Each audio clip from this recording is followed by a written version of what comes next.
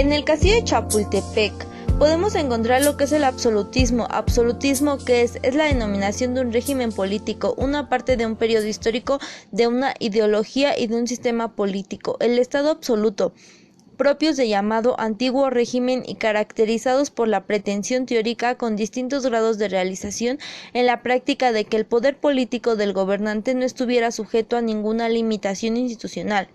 Fuera de la ley divina, es un poder único desde el punto de vista formal, indivisible, inaliable, intrascendente y liberal. Los actos positivos del ejercicio de los poderes, legislación, administración y jurisdicción se apoyaban en la última instancia de decisión, la monarquía del monarca.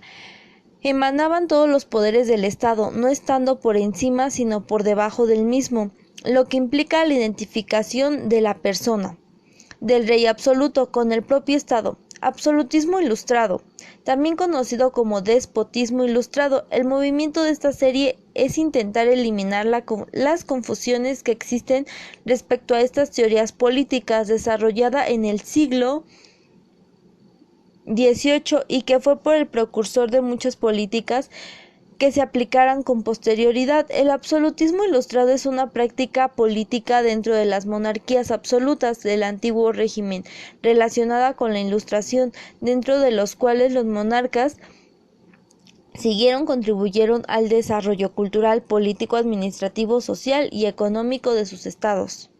El Segundo Imperio Mexicano fue el nombre del estado gobernado por Maximiliano de Habsburgo como el emperador de México, formado a partir de la segunda intervención francesa entre 1863 y 1867.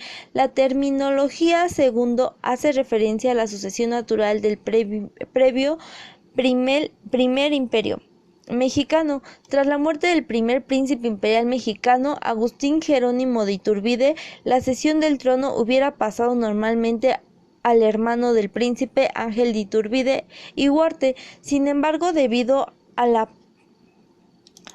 la petición del emperador Maximiliano, abdicó que sus derechos de su hijo Agustín, quien para ese entonces ya había sido adoptado por el mismo emperador como su sucesor en el trono mexicano.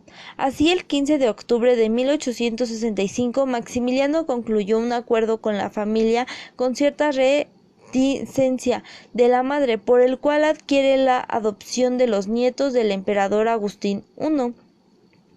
Agustín de Iturbide y Green a su primo Salvador de Iturbide y Marzán. Como consecuencia, el joven Agustín fue designado príncipe heredero, unificando el primer imperio y el segundo. Un dato interesante es que Maximiliano mandó hacer el Palacio de Bellas Artes y el Palacio de Correos, y por esta razón se vincularon estos momentos donde detalla de estos monumentos históricos.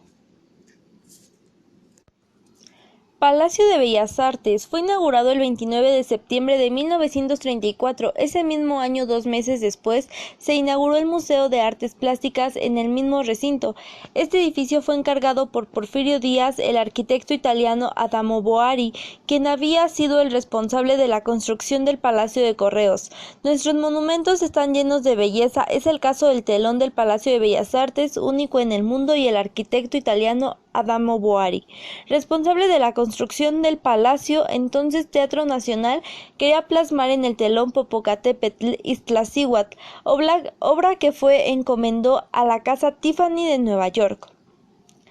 Ese telón no solo es único por haber sido construido con cristal opalino, obra que solicitó en Nueva York en la casa de Louis Comfort Tiffany, sino que fue diseñado por el mismo Adamo Boari para evitar los incendios comunes en los teatros de la época y que iniciaban justamente en el telón. Su belleza es admirable y el vitral con los volcanes al fondo es único en su tipo.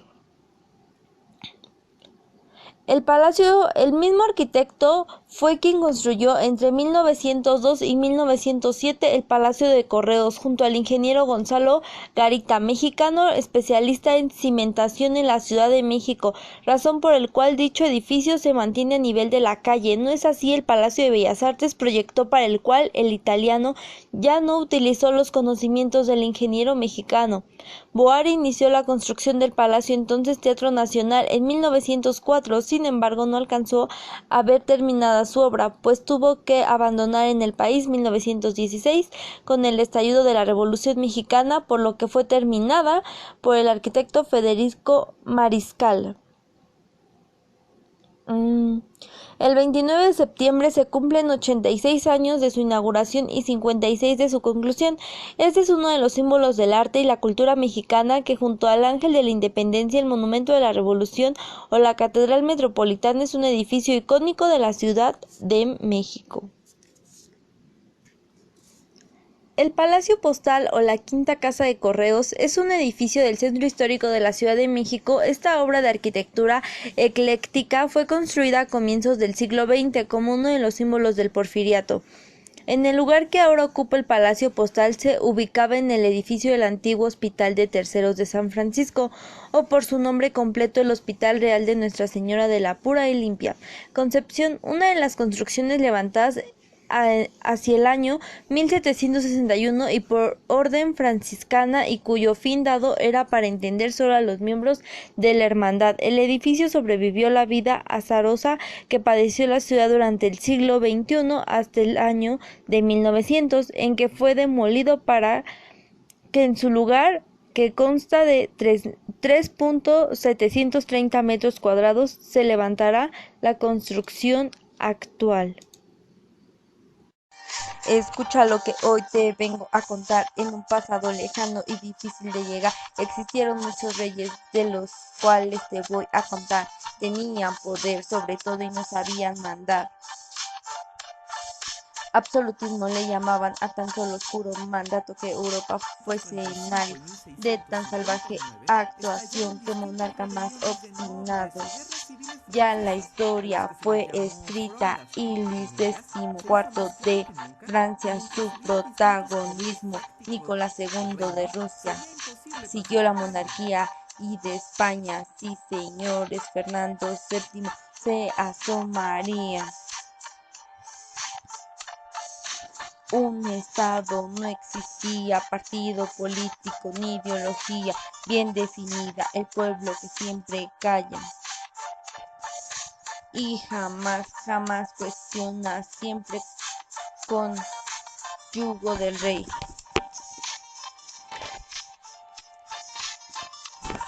Absolutismo oscuro y pasado que encierra tantas tristezas y bajezas al más necesitado. Derecho divino del poder real, frase célebre de su majestad, era inapelable tanta la crueldad y ese despotismo con tal seriedad. Hay esos monarcas, castillos y más castillos, opulencia y lujos, a más no poder, la soberbia y la prepotencia, un platillo del día a día comer, vistos como Dios, respetados como tal, pero como todo esto llega al final y las guerras de religión quedaron en el pasado. Absolutismo en todo para todos, por favor, nunca vuelvan.